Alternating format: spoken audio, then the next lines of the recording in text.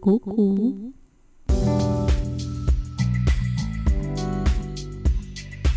Проснулась этим утром и из вчерашних заметок записала для тебя подкаст. Прекрасного дня. Послушаешь? Что-то так захотелось поболтать с вами немножко. Точнее, я сама захотела поболтать, а вы послушаете. Хотела поговорить, знаете, о чем? О том, каким образом вы ведете свою запись. Плотная ли она, я это имею в виду, большое ли количество клиентов, сколько вы позволяете времени для себя. Потому что, как правило, все вот эти вот темы, типа работайте на себя, у вас там будет столько времени, это все неправда. И у мастеров, в том числе по наращиванию ресниц, зачастую не получается строить свой график вот именно так, как мы хотим. Особенно, когда появляется большое количество клиентов. Вот по большому счету я и хотела поговорить о количестве клиентов. Каково оно у вас и позволяет ли оно вам делать какие-то остальные вещи, вот то, что еще вы хотите помимо ресниц заниматься. Я имею в виду не бытовые свои вопросы. Конечно, какие-то покупки в магазине, отдых с семьей, может быть, самостоятельный какой-то отдых, ваше хобби, а также, например, решение повседневных дел. Ну, там, знаете, типа, сходить там документы какие-то оформить или что-то. В общем, я даже об этом вообще не говорю, потому что это, естественно, часть нашей жизни, которую вообще никуда нельзя девать. Она была, есть и будет всегда. Никто, к сожалению, есть некоторые вещи, которые никто нам не поможет сделать, решить. Ими должны заниматься только мы. В конце концов, своим внешним видом мы тоже должны заниматься сами, как бы никто нам ничего здесь не может предложить. Я немного о другом. Я хотела поговорить, вот хватает ли у вас времени в связи с тем, что у вас там большой поток, например, клиентов, на какие-то проекты, которые вот вам нравятся и вы хотели бы реализовать. Я почему об этом говорю? Сейчас я объясню. Меня на этот разговор натолкнула вот последняя ситуация. Я, хожу наращивать ногти. И я сразу скажу, мы же девчонки, и ходят к нам на ресницы, чаще всего женский пол. И всегда прекрасно все знают, что у девчонок может быть, какое-то такое настроение, что бывает просто захотелось переделать, да, а бывает вот что-то у клиента случилось, например, там выпала какая-то часть ресниц. Ведь от этого вообще никто не застрахован, независимо от вашего там опыта, навыков, помещения, где вы работаете, вашего прайса, ресницы-то не перестанут отваливаться. И я, однажды захотела просто, нет, не однажды, дважды, прошу прощения, хотела, прийти, типа там, можно завтра, послезавтра прям буквально вот чуть-чуть доделать, потому что один раз меня взбесило то, что, мне там чуть-чуть не понравилось, и как бы я без проблем оплаченный там час времени, вообще 0 вопросов, вот просто бывает какой-то загон в голове. А второй раз случилась поломка, которую нужно, соответственно, починить. Вот. И так же, как у нас приходят клиенты, кому-то бывает вот одна штука выпала, и вот хоть убей, ты им поставь ее. И я к этим моментам, кстати, вообще отношусь очень ровно. Мои все клиенты знают, что можно прийти просто по настроению, независимо от того, хорошо сделана работа там или не очень хорошо. Вот реально очень многих можно спросить, можно завтра? И я такая, типа, конечно. Чаще всего, как бы это случается. Понятное дело, что бывают дни, которые просто сумасшедшие, и там вообще полностью битком клиентская база, типа там вся сразу взяла и пришла в 1-2 дня, понимаете? Это как бы все понятно. И захотела я 2 раза так записаться, и у меня не получалось записаться вот так, хотя вроде бы моим клиентам всем вообще есть такая функция. Есть же разные подходы, да, к организации вот своего рабочего времени. Практика показывает, что все в теории как бы гипотетически мечтают оказаться где-то посередине и вроде бы как будто и своими делами успевать заниматься, и плюс работать и зарабатывать, естественно, потому что это же наша профессия, мы должны здесь работать. Но при детальном рассмотрении даже те, кто говорит, ой, у меня вообще все получается соединять, я вообще все успеваю, немножко неправда. Короче, я выяснила прямо, я такая гениальная, я выяснила, что есть два типа мастеров. Одни, короче, вообще упарываются жестко. Вот это я. Мне чем больше работы, я впихну там, я не знаю, хоть в 30 минут какую-то клиентку, хоть в 15 на какую-то переделку, или там на новое наращивание, хоть в 21:00, хоть в 23, хоть в 8:15 там я встану, даже раньше я вставала и раньше клиентов принимала. Вот, в общем, мне чем больше работы, тем лучше. Я прям стараюсь вообще свой график забивать, чтобы у меня, ну, не только клиентами, а вообще остальными еще вещами, вот, которые я сейчас, к чему я вообще все это веду. Вот. А второй тип клиентов, а второй тип мастеров, это наоборот. Очень нежные натуры, и они не могут много работать. Они типа примут там 2 клиентов в день и говорят, ой, я, короче, устала, я больше не могу, я больше не хочу, все. Ну, как бы я не осуждаю ни в коем случае. Есть такой тоже подход, ничего страшного, мы разные все. Я же вас не могу за это осуждать, я просто говорю, что есть такое наблюдение. Так вот, еще даже давно, когда я ходила там на разные процедуры, никогда не могла записаться к своему мастеру, потому что у нее никогда не было времени.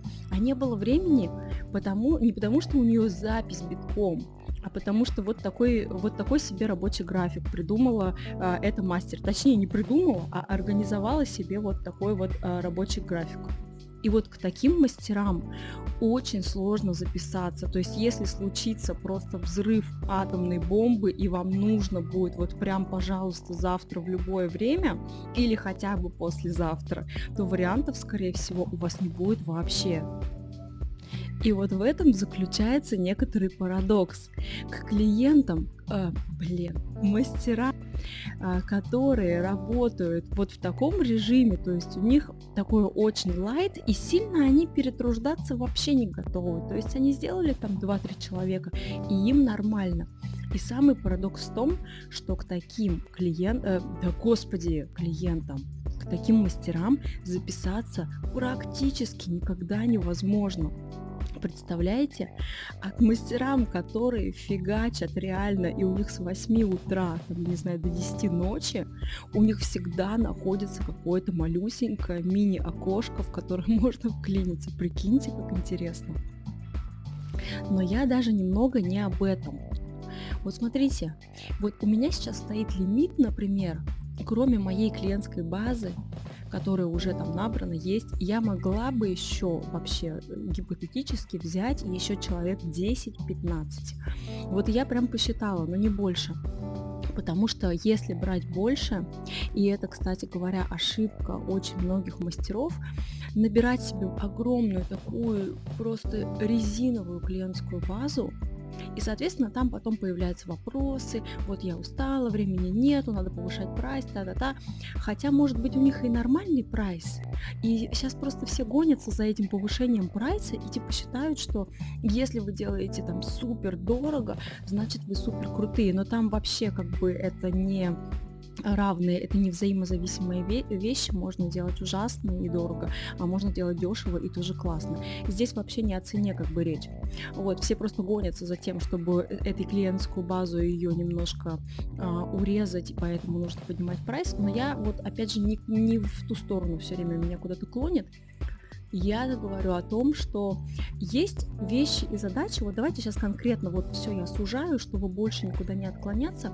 Например, я мастер по наращиванию ресниц, и у меня есть функция наращивать ресницы, но я хочу стремиться к чему-то большему. Да, есть мастера, которые работают вообще всю свою карьеру, они занимаются только наращиванием, и никаких больше там чемпионатов, обучений, там ля-ля, каких-то поездок, им это даром не надо, они сидят и работают. Так вот, я не о них говорю.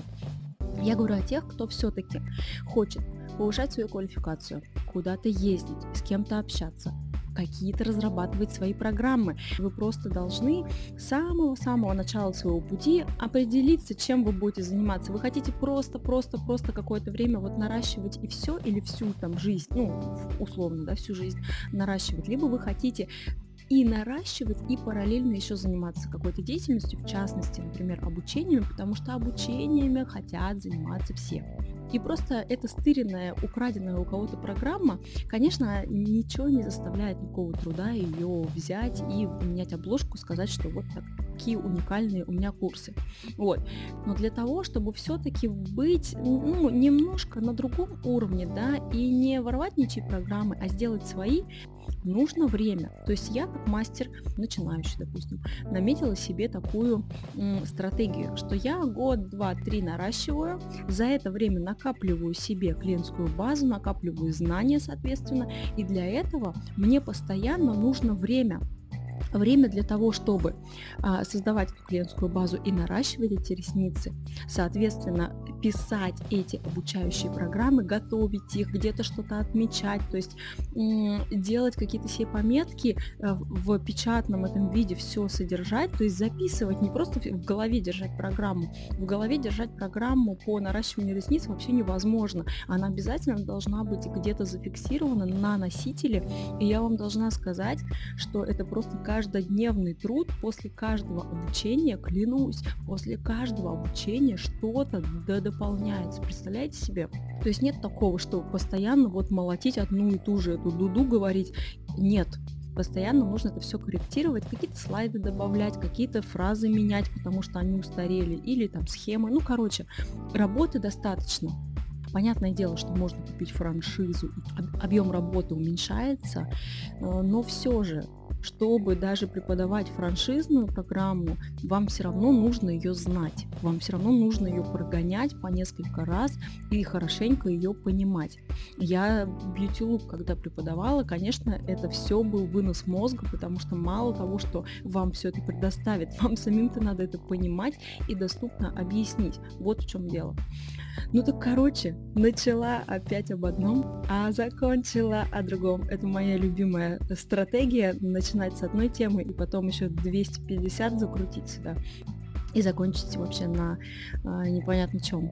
Ну так я возвращаюсь. Вот смотрите, а в том случае, когда у мастера вот такого просто битком клиентская база, то что? То получается функционал вообще закрыт. И я вот это поняла только сейчас. Я вот 12 лет занимаюсь наращиванием ресниц, и я тоже какие-то битком забивала просто себе там время и все такое, и меня не хватало ни на какие вообще, ни на что. Я вот для себя, знаете, как все это разложила в своей голове. То есть у меня есть клиентская база, это, естественно, вот живые деньги, которые вот пришел клиент, заплатил, и мне всегда есть на что жить, есть на что существовать хотя бы. Вот. И на эти деньги я живу.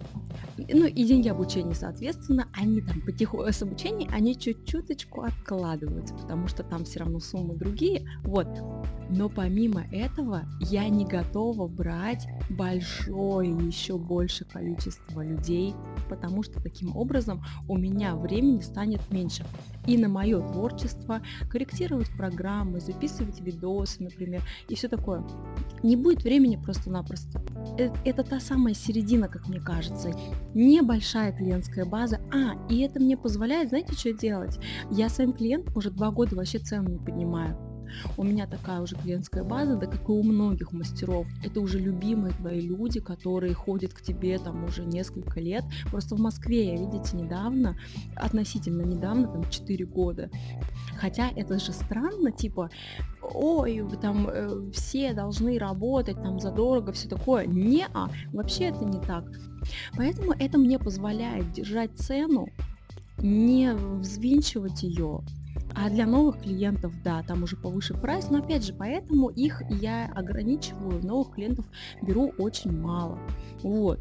И это мне позволяет что делать? Это мне позволяет заниматься каким-то своим творчеством, своими какими-то штуками. Но я занимаюсь всякой иногда ерундой. То есть даже на ерунду у меня время хватает. Я вот связала этот абажур, например, в свой кабинет. И мне вообще было кайфово его вязать. Вот на такие штуки тоже должно быть время, понимаете? Хотя этот абажур, как бы, его можно купить, например, кто-то скажет, что вообще нафиг он вообще здесь нужен и так далее, вот. Но вы же все равно заполняете свою жизнь, да, тем, чем вам интересно, тем, как вы это видите. Поэтому вот, короче, такая история. Это вот мое такое ощущение, это такой мой распорядок дня, когда я могу спокойно делать те вещи, которые хочу. Какой у вас вообще график работы, как вы себе его забиваете? Ох, я помню, как я умирала. Я умирала за 3 месяца работы. И я себе так посадила зрение. Прикиньте, я же побежала очки покупать. Я уже думала, что как бы все, зрению конец, спине конец. И, кстати, у меня спина вообще не болит. Представляете себе? Это просто вопрос топ-1, короче. Ты же вот мастер, ты сидишь, уже 12 лет сидишь. У меня там бывает один клиент в день, но я предпочитаю брать, я хоть 10 могу их записать в день. В один день вообще без проблем с утра до ночи могу сидеть. Но немного дней. Вот раньше я так сидела, и поэтому у меня были и со спиной проблемы, и сходи на массаж, и сходи это, а тут вена какая-то вылезла, а тут, короче, зрение, очки иди купи. Как только график наладился, вообще все. И самое интересное, знаете что? Что какая бы сумма денег ни была, вот ее вообще всегда не хватает.